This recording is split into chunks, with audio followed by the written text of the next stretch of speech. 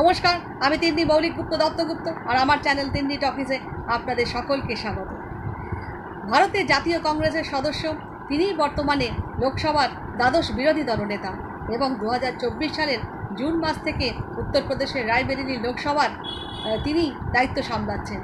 ভারতের প্রাচীনতম দলের নেতৃত্বদানকারী সদস্য তিনি আর কেউ নন, তিনি হলেন রাহুল গান্ধী।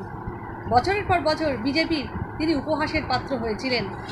তাকে কখনো অবমাননা করে ডাকা হতো পাপ্পু, কখনো শাহজাদা, কখনো বা আর্মচেয়ার পলিটিশিয়ান বা আধা সময়ের রাজনীতিবিদ।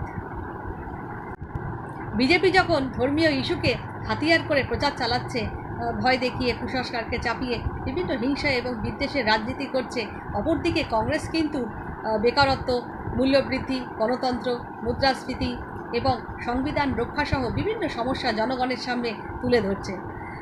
এই রাজনৈতিক বিশ্লেষকরা মনে করছেন যে এই কৌশলে কিন্তু কংগ্রেসকে ভোটের মাঠে অনেকখানি এগিয়ে দিয়েছে। আর এই কংগ্রেসের যে ঘুরে দাঁড়ানোর ক্ষেত্রে সবথেকে বড় ভূমিকা রয়েছে রাহুল গান্ধীর।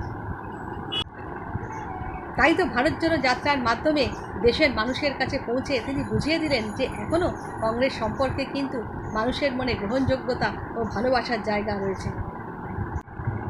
ভারত জোড়ো যাত্রা প্রায় 4000 কিলোমিটার পথ তিনি 5 মাস ধরে কন্যাকুমারী থেকে শ্রীনগর পর্যন্ত কখনো হেঁটে, কখনো বা পথচলতি মানুষের সঙ্গে তাদের গাড়িতে করে পৌঁছেছিলেন।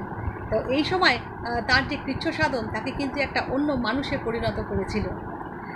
এই ভারত যে কী, ভারতের বৈচিত্র্য কীরকম, ভারতের ভৌগোলিক পরিবেশ কী, সেখানকার মানুষের জীবনযাত্রা কীরকম, এই সব মানুষের সঙ্গে কিন্তু তার একটা হাতে কলমে পরিচয় হয়ে গেল।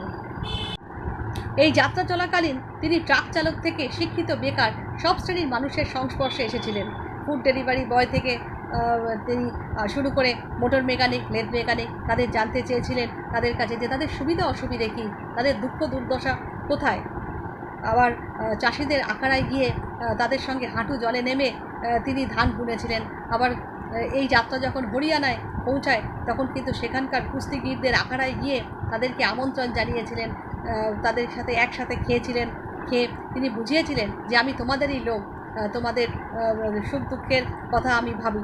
দেখুন নিজের হরাইজনকে তিনি কিভাবে বাড়িয়ে নিলেন এবং নিজের দল কংগ্রেসকেও কিন্তু একটা অন্য মাত্রায় নিয়ে গেলেন।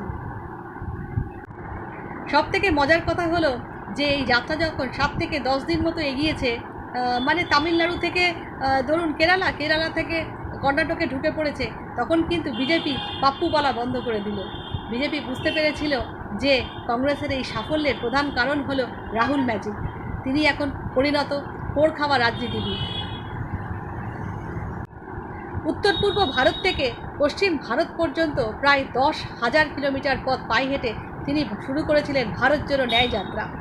এই যাত্রা কিন্তু রাজনৈতিক মহলের কাছে বিশেষ তাৎপর্যপূর্ণ, কারণ এই সময় তিনি বিভিন্ন রকম অরাজনৈতিক দল, বিভিন্ন ছোট ছোট আঞ্চলিক দল এবং ভারতবর্ষের অন্যান্য যে এনজিওগুলো আছে সেখানকার সমভাবাপন্ন মানুষদেরকে কাছে টেনেছিলেন। আবার এই যাত্রায় তিনি একেবারে কংগ্রেসের তৃণমূল স্তরে যে সমস্ত নেতাকর্মীরা ছিলেন তাদেরকে কিন্তু বিভিন্ন মিটিং মিছিলেও সামিল করেছিলেন। তিনিও দেখিয়েছিলেন প্রতিবারের নানান রকম রূপ, শক্ত লড়াই এর চমক দেখিয়ে তিনি বিজেপির ধারণাকে একবারে চুরমার করে দিয়েছিলেন।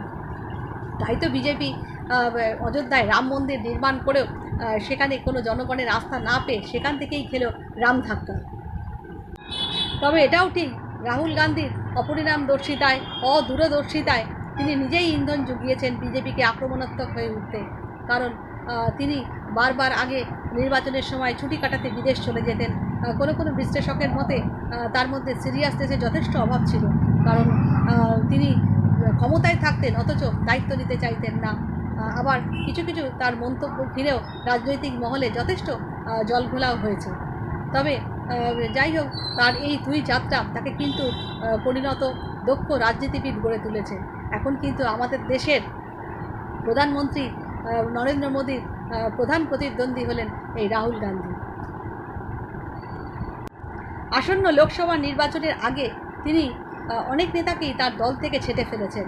আনন্দ শর্মা, শশী থারুর, মনীষ তিওয়ারি এবং দলের কর্মীদের বয়সের গড় এখন 45 থেকে 60-এর ভিতরে। যোগ্য কাছের কর্মীদের নিয়ে তিনি তৈরি করেছেন টিম রাহুল। এখন এটাই দেখার যে আগামী দিনে গণতান্ত্রিক, ধর্মনিরপেক্ষ, ক্ষমতাশালী ভারতবর্ষ গড়তে কংগ্রেসের উত্থান এবং নেতা রাহুল গান্ধীর আবির্ভাব কি পারবে ভারতবর্ষে अच्छे দিন আনতে। সবাই ভালো থাকবেন। আর আমার কথা এতক্ষণ শোনার জন্য ধন্যবাদ।